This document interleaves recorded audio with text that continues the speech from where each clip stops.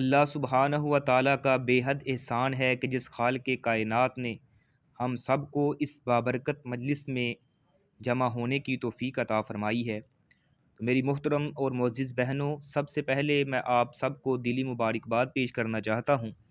یقین جانیں آپ وہ خوش نصیب سسٹرز ہیں جن کو اللہ تعالیٰ نے اپنے دین کے سیکھنے کے لیے منتخب کر لیا ہے، اور اللہ کے لیے چن لیا جانا دنیا کی سب سے بڑی سعادت ہے۔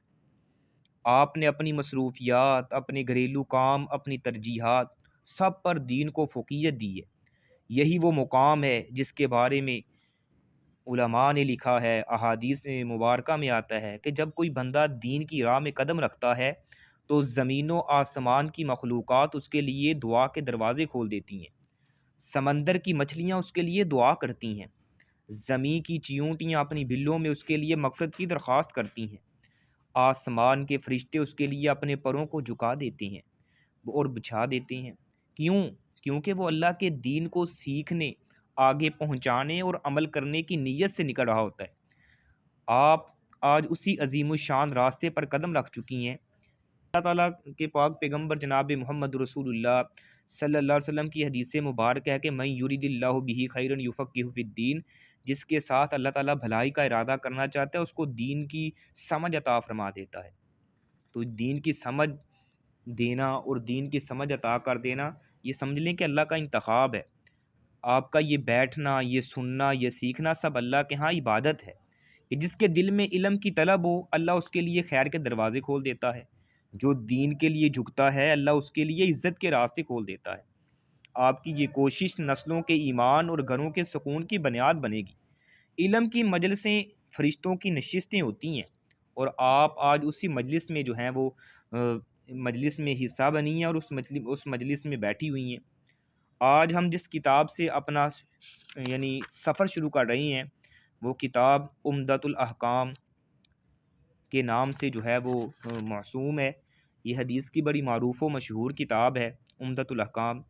اس کے مصنف جو ہیں تقی الدین ابو محمد عبد الغنی المقدسی رحمہ اللہ ہیں۔ یہ کتاب شریعت کے بنیادی دلائل اور عملی احکام کا نہایت معتبر مجموعہ ہے۔ یعنی کتاب کے جو مصنف ہیں تقی الدین ابو محمد عبد الغنی المقدسی رحمہ اللہ ہیں۔ تو یہ کتاب شریعت کے بنیادی دلائل اور عملی احکام کا نہایت معتبر مجموعہ ہے۔ اس میں صرف وہ احادیث جمع کی گئی ہیں جو صحیح بخاری اور مسلم میں جو ہیں وہ آتی ہیں، یعنی صحیح بخاری اور صحیح مسلم کے اندر جو ثابت ہے متفقن علیہ وہ جو ہیں حدیثیں جو ہیں وہ جمع کی گئی ہیں تاکہ عمل مضبوط بنیادوں پر کھڑا ہو۔ تو ہم اس میں طہارت، نماز، نیت، اخلاص، عبادت کی تصحیح، روزمرہ کے مسائل، ہر وہ پہلو پڑھیں گے جو ایک مسلمان کی عملی زندگی کو سنوارتا ہے۔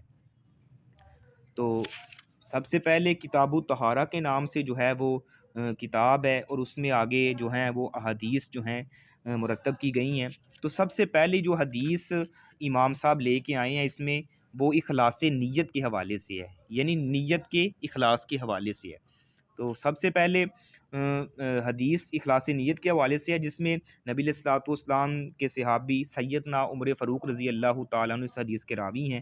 بسم اللہ الرحمن الرحیم، ان عمر بن الخطاب رضی اللہ عنہ قال سمعت رسول اللہ صلی اللہ علیہ وسلم یقول انما الاعمال بالنیات وانما لکل امرئ ما نوى فمن كانت ہجرته الی اللہ ورسولہ فہجرته الی اللہ ورسولہ ومن كانت ہجرته الی دنیا یصیبها او الی امرأۃ ینکحها فہجرته الی ما ہاجر الیہ، متفق علیہ۔ اسے امام بخاری نے بھی روایت کی ہے اور امام مسلم نے بھی روایت کیا ہے کہ سیدنا عمر بن خطاب رضی اللہ تعالیٰ عنہ سے روایت ہے کہ نبی علیہ الصلوۃ والسلام کہتے ہیں کہ میں نے نبی علیہ الصلوۃ والسلام کو یہ فرماتے ہوئے سنا کہ آپ نے فرمایا کہ اعمال کا دار و مدار جو ہے وہ نیتوں پر ہے۔ تو بلا شبہ ہر شخص کے لیے وہی کچھ ہے جس کی اس نے نیت کی۔ تو جس شخص کی ہجرت ارادہ کے اعتبار سے اللہ اور اس کے رسول کے لیے ہے تو اس کی ہجرت کا اجر و ثواب جو ہے وہ اسی اعتبار سے ہے، اللہ اور اس کے رسول کے لیے ہے۔ یعنی اگر اس نے ہجرت اللہ تعالیٰ اور اس کے رسول کے لیے کی ہے تو اس کو ثواب ملے گا، اور جس شخص کی ہجرت دنیا حاصل کرنے یا کسی عورت سے شادی کرنے کے لیے ہے تو اس کی ہجرت اس کام کے لیے ہے جس کی خاطر اس نے ہجرت کی ہے۔ تو یہ حدیث کا جو ترجمہ ہے، اگر دیکھا جائے تو اس کے مفہوم کی طرف اگر انسان جائے تو یہ عظیم الشان حدیث اسلام کے ایک بنیادی قاعدے پر مشتمل ہے۔ یہ اعمال کی قبولیت اور عدم قبولیت اور ان کے ثواب کی کثرت و قلت کو جانچنے کے لیے ایک ایسے سمجھ لیں کہ پیمانہ ہے۔ نبی کریم صلی اللہ علیہ وسلم نے اپنی امت کو اس حقیقت سے آگاہ کیا ہے کہ تمام اعمال کا دار و مدار جو ہے وہ نیتوں پر ہے۔ اگر نیت نیک ہو یعنی عمل خالصتاً اللہ کی رضا کے لیے کیا گیا ہے تو وہ عمل اللہ تعالیٰ کے ہاں مقبول ہوگا، اگر اس کے برعکس ہو تو عمل جو ہے وہ مردود ہوگا۔ نبی کریم صلی اللہ علیہ وسلم نے ہجرت کی مثال دیتے ہوئے امت کے سامنے اس نقطے کی وضاحت کی ہے کہ جس شخص نے اللہ کی رضا حاصل کرنے کے لیے اور شریعت پر عمل پیرا ہونے کے لیے دارالکفر سے ہجرت اختیار کی ہے، اللہ تعالیٰ اسے ثواب عطا کرے گا۔ جس نے کسی دنیاوی مقصد کے لیے ہجرت اختیار کی ہے اسے کوئی ثواب نہیں ملے گا۔ اگر ہجرت کرنے کا مقصد کسی معصیت کا ارتکاب ہو تو اس پر سزا ملے گی۔ نیت کی تبدیلی سے اعمال کے نتائج جو ہیں وہ بدل جاتے ہیں، جیسے عبادات کے باب میں فرائض ہے، نوافل ہے اور وتر کا تعین ہے، نیت کی بنیاد پر ہوتا ہے۔ یعنی انسان جو ہے وہ سمجھتا ہے کہ اب میں سنتے پڑھنے لگا ہوں، اب میں یعنی فرض نماز ادا کرنے لگا ہوں، اب میں نوافل پڑھنے لگا ہوں، اب میں وتر پڑھنے لگا ہوں، تو صرف وہ نیت کرتا ہے نا، نماز تو وہی ادا کرتا ہے لیکن اس کا ارتکاب عبادت کا کس پہ ہو رہا ہے؟ اس کی نیت پر ہو رہا ہے۔ تو امام بخاری رحمہ اللہ نے اپنی کتاب کے شروع میں یہ حدیث درج کر کے یہ ثابت کیا ہے کہ مسائل میں سے ہر مسئلے پر نیت کو بنیادی حیثیت حاصل ہے۔ تو ادھر ہمارے جو ہے وہ اذان کا ٹائم ہو گیا، تو اذان کے بعد کلاس تو بات ہو رہی تھی کہ امام بخاری نے اپنی کتاب کے شروع میں یہ حدیث درج کر کے یہ ثابت کیا ہے کہ مسائل میں سے ہر مسئلے پر نیت کو بنیادی حیثیت حاصل ہے، اور اس حدیث کو کتاب کے آغاز میں لانے سے اس حقیقت کی طرف بھی اشارہ ہے کہ ہر وہ عمل جو اللہ کی رضا کے لیے نہ کیا جائے وہ باطل ہے، نہ اس کا پھل دنیا میں ملے گا نہ آخرت میں ملے گا۔ اس حوالے سے امام شافعی فرماتے ہیں کہ یہ حدیث ایک تہائی دینی علم کے برابر ہے، یعنی ایک تہائی دینی علم کے برابر ہے۔ امام محمد بن حنبل فرماتے ہیں کہ اسلام کی بنیاد جو ہے وہ 3 احادیث پر مبنی ہے، ان میں سے ایک حدیث یہی ہے انما الاعمال بالنیات، جو حضرت عمر بن خطاب رضی اللہ تعالی عنہ سے مروی ہے۔ دوسری حدیث فرماتے ہیں حضرت عائشہ صدیقہ رضی اللہ تعالی عنہا سے مروی ہے من احدث فی امرنا ما لیس منہ فہو رد، اور تیسری حدیث ہے حضرت نعمان بن بشیر سے مروی ہے الحلال بین والحرام بین۔ تو امام ابو داؤد طیالسی بیان فرماتے ہیں کہ میں نے 5 لاکھ احادیث رسول اللہ صلی اللہ علیہ وسلم سے جمع کی ہیں، 5 لاکھ احادیث۔ امام ابو داؤد طیالسی فرماتے ہیں میں نے 5 لاکھ احادیث نبی علیہ الصلوۃ والسلام سے جمع کی ہیں، اور ان میں سے 4800 اپنی کتاب سنن ابی داؤد کے اندر جو ہیں وہ درج کی ہیں، یعنی ان کو میں نے نقل کی ہے۔ لیکن انسان کو اپنے دین کے حوالے سے ان میں صرف 4 احادیث کافی ہیں۔ وہ کہتے ہیں کہ اگر 4 حدیث پر غور و فکر کیا جائے نا تو وہ انسان کو جو ہے وہ کافی ہو جاتی ہیں۔ ان میں سے ایک کیا ہے؟ سب سے پہلے انما الاعمال بالنیات، کہ اعمال کا دار و مدار جو ہے وہ نیتوں پر ہے۔ دوسری حدیث کون سی ہے؟ من حسن اسلام المرء ترکہ ما لا یعنی، فضول کاموں کو چھوڑ دینا جو انسان کے یعنی اچھا مسلمان ہونے کی علامت ہے۔ اور تیسری کیا ہے؟ لا یکون المؤمن مؤمنا حتی یرضى لاخیہ ما یرضى لنفسہ، کوئی مومن صحیح معنوں میں اس وقت تک مومن ہو ہی نہیں سکتا جب تک کہ وہ اپنے بھائی کے لیے وہی پسند نہ کرے جو وہ اپنے لیے پسند کرتا ہے۔ اور چوتھی حدیث میں فرماتے ہیں کہ الحلال بین والحرام بین، حلال اور حرام واضح ہے۔ تو حضرت عبادہ بن صامت رضی اللہ تعالیٰ عنہ سے فرماتے ہیں کہ نبی کریم صلی اللہ علیہ وسلم نے فرمایا کہ جس نے جہاد میں اس نیت سے حصہ لیا کہ اسے مال غنیمت ملے گا تو اسے وہی کچھ ملے گا جس کی اس نے نیت کی ہے۔ حضرت جابر بن عبداللہ اس حوالے سے فرماتے ہیں کہ نبی علیہ الصلوۃ والسلام نے ارشاد فرمایا کہ لوگوں کو میدان محشر میں ان کی نیتوں کے مطابق اٹھایا جائے گا۔ اس کے علاوہ صحیح مسلم میں حضرت ابو ہریرہ رضی اللہ تعالیٰ عنہ کے حوالے سے وہ حدیث آتی ہے تفصیلاً کہ میں نے رسول اللہ علیہ وسلم کو یہ فرماتے ہوئے سنا ہے کہ روز قیامت لوگوں میں سب سے پہلے جس کے خلاف جو ہے فیصلہ سنایا جائے گا وہ شخص ہوگا جسے دنیا میں شہید کیا گیا ہے، اسے اللہ تعالیٰ کے حضور پیش کیا جائے گا، اللہ تعالیٰ اسے اپنی نعمتیں یاد دلائے گا تو وہ ان نعمتوں کا اعتراف کرے گا، تو اللہ میں نے تیرے لیے جو ہے وہ جنگ کی یہاں تک کہ میں شہید کر دیا گیا، تو اللہ تعالیٰ فرمائیں گے تو نے جھوٹ بولا ہے، تو نے تو جنگ محض اس لیے کی تھی کہ تجھے لوگ بہادر کہیں، اور لوگوں نے تجھے بہادر کہہ دیا، اب اس کے بارے میں حکم دیا جائے گا اسے منہ کے بل گھسیٹا جائے اور اسے جہنم کے اندر پھینک دیا جائے۔ اور دوسرا شخص وہ ہے جو اللہ تعالیٰ کے حضور پیش کیا جائے گا، جس نے علم حاصل کیا اور تعلیم دی، قرآن مجید پڑھا۔ اللہ سبحانہ و تعالیٰ فرمائیں گے اسے، اپنی نعمتیں یاد دلائیں گے، بھائی میں نے تجھے دنیا کے اندر زندگی دی، صحت دی، تندرست، علم دیا، کہاں پہ خرچ کر کے آیا؟ وہ کہے گا میں لوگوں کو جو ہے وہ دن رات واعظ و تبلیغ کرتا رہا، لوگوں کو جو ہے وہ علم کی باتیں بتاتا رہا۔ اللہ فرمائیں گے بھائی تو نے تو اس لیے محض پڑھتا تھا قرآن مجید کے لوگ کہیں اس کی بڑی اچھی آواز ہے، یہ بڑا عالم ہے، تو وہ تجھے دنیا میں کہہ دیا گیا ہے، اب اس کے بارے میں بھی یہی حکم دیا جائے گا، اسے منہ کے بل گھسیٹا جائے، یہاں تک کہ وہ جہنم میں جو ہے وہ اس کو پھینک دیا جائے گا۔ تیسرا وہ شخص ہے جو اللہ تعالیٰ کے حضور پیش کیا جائے گا، جس سے اللہ تعالیٰ نے فراوانی عطا کی ہے، مال و دولت سے نوازا ہے۔ اللہ تعالیٰ اسے بھی اپنی نعمتیں یاد دلائے گا، بتا بھائی میں نے تجھے مال و دولت سے نوازا، تجھے زندگی دی، بتا مال کہاں پہ خرچ کر کے آیا؟ وہ کہے گا اللہ کوئی ایسی راہ نہیں چھوڑی جہاں خرچ کرنا تجھے پسند ہو اور میں نے وہ کیا نہ ہو۔ اللہ تعالیٰ فرمائیں گے تو نے جھوٹ بولا ہے، تو نے یہ اس لیے کیا کہ تجھے سخی کہا جائے، تو یہ تجھے کہہ دیا گیا ہے، پھر اس کے بارے میں حکم دیا جائے گا اسے بھی منہ کے بل گھسیٹا جائے اور پھر اسے جہنم کے اندر جو ہے وہ پھینک دیا جائے گا۔ یعنی اگر انسان کی نیت اچھی نہیں ہے، جتنا مرضی وہ نیک عمل کر لے، جتنا مرضی وہ اللہ کی راہ میں خرچ کر لے، جتنا مرضی وہ لوگوں کو جو ہے واعظ و نصیحت کرتا رہے، تو اس کا کوئی فائدہ نہیں ہے، وہ بے فائدے تمام چیزیں ہیں۔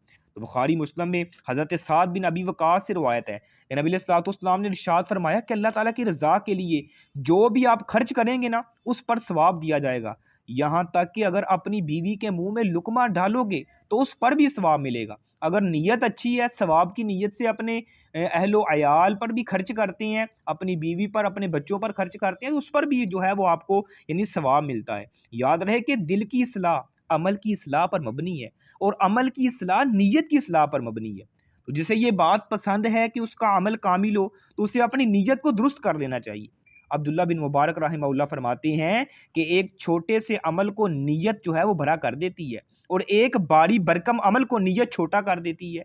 یعنی اگر چھوٹا عمل ہے، نیت اس کی اچھی ہے، تو اس چھوٹے عمل کو اللہ تعالیٰ جو ہے وہ اس قدر بڑا بنا دیتا ہے کہ وہ انسان کے وہم و گمان میں بھی نہیں ہوتا۔ اس حوالے سے نبی علیہ الصلوۃ والسلام کی ایک اور حدیث آتی ہے کہ جس نے اللہ کے رستے میں ایک کھجور کا ٹکڑا بھی خرچ کرتا ہے نا اللہ کی رضا کے لیے، خالصاً اللہ کے لیے، اللہ اسے اپنے دائیں ہاتھ میں ایکسیپٹ کرتی ہیں، قبول کرتی ہیں، اور اس کی ایسے نشونما کرتی ہیں جیسے تم میں سے کوئی گائے کا بچڑا جو ہے وہ اس کی نشونما کرتا ہے، اسے پالتا بوستا ہے۔ ایسے اللہ تعالیٰ جو ہے وہ کھجور کے ایک ٹکڑے کو بڑھاتا ہے، حتیٰ کہ قیامت کے دن وہ پہاڑ کے برابر چمکتا ہوا اس کی نیکیوں میں آئے گا۔ وہ کہے گا یہ کون سی میری نیکی ہے جو آج پہاڑ کی مانند بن کے چمک رہی ہے؟ اللہ فرمائیں گے تو نے دنیا کے اندر رہ کر کھجور کا ایک ٹکڑا خالصتاً اللہ کی رضا کے لیے جو خرچ کیا تھا، آج میں نے اسے جو ہے وہ پہاڑ کے برابر بنا دی ہے۔ یعنی کس قدر عمل اگر چھوٹا ہے لیکن نیت اچھی ہے تو چھوٹا عمل بھی بڑا بن جاتا ہے۔ اگر عمل جو ہے وہ بہت بڑا ہے لیکن نیت جو ہے وہ چھوٹی ہے، نیت جو ہے وہ خالص نہیں ہے، تو وہ بڑا عمل بھی جو ہے، باری برکم عمل بھی جو ہے وہ انسان کو تباہی کی طرف لے کے جاتا ہے۔ تو اس حدیث سے ہمیں کیا یعنی احکام نکل رہے ہیں کہ صحت و فساد، کمال و نقص اور اطاعت و معصیت کے لحاظ سے تمام اعمال کا دار و مدار جو ہے وہ نیتوں پر ہے۔ تو عمل کے حوالے سے نیت جو ہے بنیادی شرط ہے۔ نیت کا محل دل ہے نہ کہ زبان ہے، دل کے اندر جو ہے وہ دل کی کیفیت کا نام ہے۔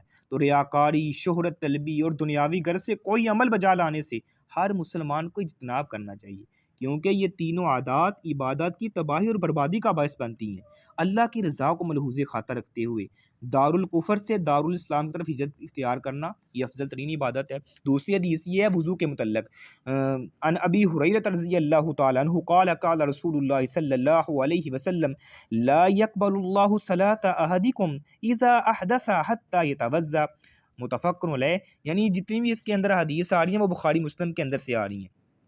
حضرت ابو ہریرہ رضی اللہ تعالیٰ عنہ سے روایت ہے، نبی علیہ الصلوۃ والسلام نے ارشاد فرمایا اللہ تم میں سے کسی ایک کی نماز اس وقت تک قبول نہیں کرتا جب تک وہ بے وضو ہو جائے، یہاں تک کہ وہ وضو جو ہے وہ کر لے۔ جب تک وہ بے وضو ہے اگر وہ نماز پڑھے گا اللہ نماز کو ایکسیپٹ نہیں کرے گا جب تک وہ وضو نہ کر لے۔ تو شارع علیہ الصلوۃ والسلام کا اپنی امت کے نام یہ پیغام ہے کہ جو کوئی نماز ادا کرنے کا ارادہ کرے اس کے لیے ضروری ہے کہ وہ جسم، لباس اور جگہ کی پاکیزگی کو ملحوظ خاطر رکھے۔ نماز کی صورت میں بندہ مومن اپنے رب سے ملاقات کرتا ہے، یہ ملاقات پاکیزہ ماحول میں ہونی چاہیے۔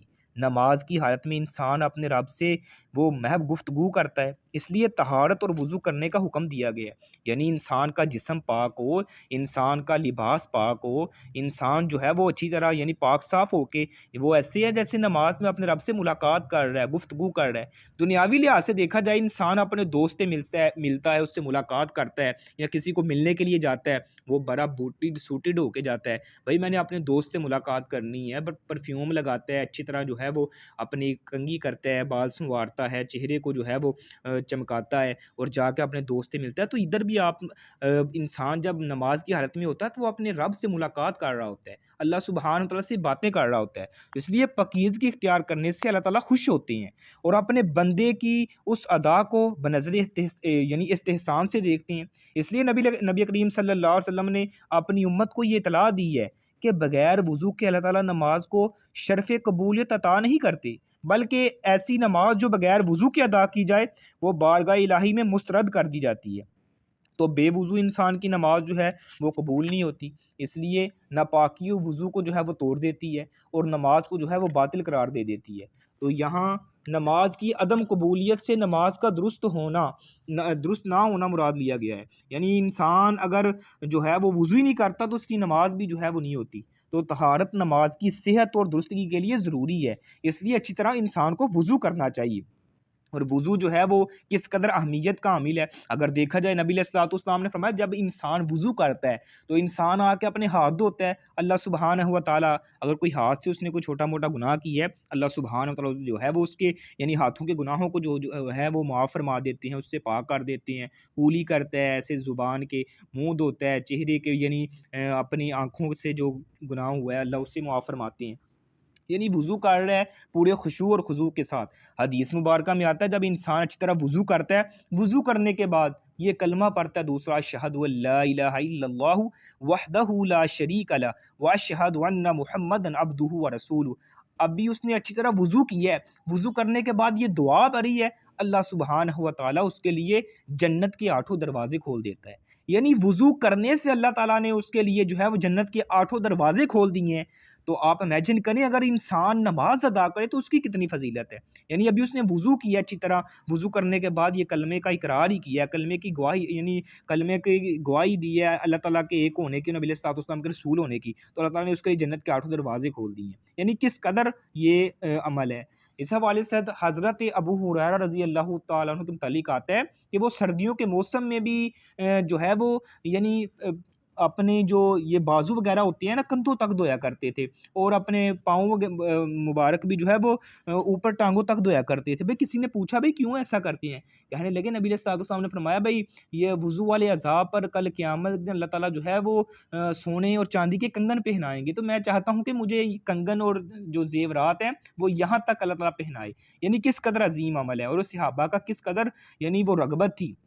آج ہمارے معاشرے میں دیکھا جائے بھائی وضو بھی کرتے ہیں تو اچھے انداز میں نہیں کرتے، بڑی جلدی سے، اور وہ کوہنیاں وغیرہ یا اس طرح جو ہے وہ دیگر وضو والے اعضاء جو ہیں وہ یعنی خشک رہ جاتی ہیں۔ تو نبی علیہ الصلوۃ والسلام نے فرمایا کل قیامت کے دن میں اپنی امت کو پتہ ہے کیسے پہچانوں گا، ان کے وضو والے اعضاؤں کی وجہ سے پہچانوں گا، یعنی میری امت کے جو وضو والے اعضاء ہیں وہ چمک رہے ہوں گے۔ تو اگر انسان نے اچھی طرح وضو کیا ہوگا تو وہ وضو والے اعضاء چمک رہے ہوں گے، نبی علیہ الصلوۃ والسلام اپنی امت کو پہچان لیں گے۔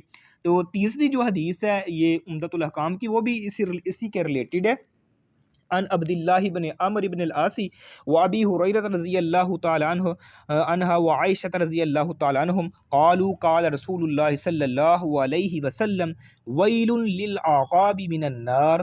حضرت عبداللہ بن عمرو بن عاص، حضرت ابو ہریرہ اور حضرت عائشہ صدیقہ رضی اللہ تعالی عنہم، ان تمام سے مروی ہے کہ انہوں نے کہا کہ نبی علیہ الصلوۃ والسلام نے ارشاد فرمایا ایریوں کے لیے آگ کا عذاب ہے، یعنی ایریوں کے خشک رہنے میں آگ کا عذاب ہے۔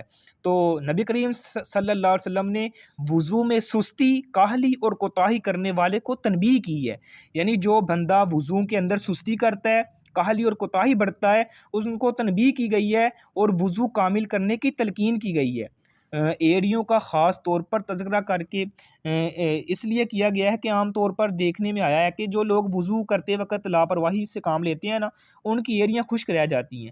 وہ ایسا شخص جو شرعی طہارت کی تکمیل کا خیال نہیں رکھتا تو اس کے لیے ان اعضاء کو مبتلا یا عذاب کیا جائے گا جو وضو کرتے وقت خشک رہ جاتے ہیں۔ یعنی انسان کے اگر وضو والے اعضاء وضو کرتے وقت وہ سستی اور کاہلی کرتا ہے، یعنی ان پر غور و فکر نہیں کرتا، تو اسی وجہ سے ان اعضاء کی وجہ سے جو ہے وہ اس کو عذاب میں مبتلا کیا جائے گا۔ تو وضو کے دوران جو ہیں وہ اعضاء وضو کو اچھی طرح جو ہے وہ دھونا چاہیے اور اس کا اہتمام بھی کرنا چاہیے، اور جو بعض حصوں کو دھوئے بغیر چھوڑ دیں ان پر وعید ہے۔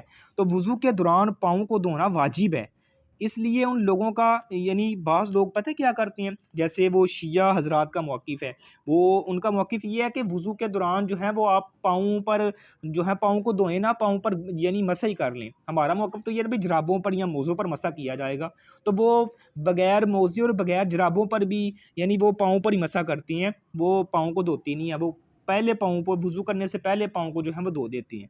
تو اس لیے پاؤں کو جو دھونا ہے اس پر جو ہے وہ اجماع امت ہے، اس پر امت کا وہ جو ہے وہ اجماع ہے کہ وضو کے دوران جو ہے پاؤں کو دھویا جائے گا۔ اور اگر کوئی شخص جو ہے پاؤں کو دھونے میں سستی اور کاہلی برتا ہے تو اس کے حوالے سے وعید آئی ہے کہ اللہ تعالیٰ سبحانہ و تعالیٰ جو ہے ایسے شخص کو جو لاپرواہی برتا ہے، سستی اور کاہلی میں رہتا ہے، اللہ سبحانہ و تعالیٰ اس کو قیامت کے دن جو ہے وہ یعنی خشک ایریاں رہنے کی وجہ سے عذاب میں مبتلا کرے گا۔ تو یہ 3 احادیث تھی جو آج ہم نے پڑھی ہیں۔ تو میری پیاری بہنوں، آج کی نشست کا نچوڑ یہ ہے کہ دین کا سفر دل کی پاکیزہ نیت سے شروع ہوتا ہے اور وضو کی باطنی اور ظاہری طہارت سے جو ہے وہ مضبوط ہوتا ہے۔ تو عبادت میں ذرا سی بے احتیاطی سے بھی بچنے کی احساس کے ساتھ جو ہے وہ مکمل یعنی ہوتا ہے۔ تو جب نیت خالص ہو تو عمل چھوٹا بھی ہونا تو وہ بلند ہو جاتا ہے۔ تو جب وضو درست ہو تو ایمان تازہ ہو جاتا ہے، اور جب ایڑی تک پانی تک پہنچانے میں بھی لاپرواہی نہ ہو تو بندہ اپنی پوری زندگی میں غفلت کے دروازے بند کر لیتا ہے۔ یہ تینوں احادیث ہمیں سکھاتی ہیں کہ مومن کی اصل شان یہ ہے کہ وہ اپنے دل کو اخلاص سے، اپنے جسم کو طہارت سے اور اپنے عمل کو احتیاط سے مزین رکھے، کیونکہ یہی راستہ اللہ کے قرب اور نور اور برکت تک لے جاتا ہے۔ تو جب دل نیت سے روشن ہو جائے تو زندگی کے ہر موڑ پر آسانیاں اترتی چلی جاتی ہیں۔ جو عبادت میں احتیاط اختیار کرتا ہے اللہ تعالیٰ اسے دنیا اور آخرت میں عزت اور سکون عطا فرماتا ہے۔ تو اللہ سبحانہ و تعالیٰ سے دعا ہے جو کچھ سنا ہے، جو سنایا ہے، اللہ میرے سمیت ہم سب کو عمل کرنے کی توفیق عطا فرمائے۔ یہ آج کی الحمدللہ ہماری پہلی کلاس تھی۔ تو اگر کسی سسٹر کا کوئی سوال ہے کسی بھی قسم کا تو وہ کر سکتی ہیں۔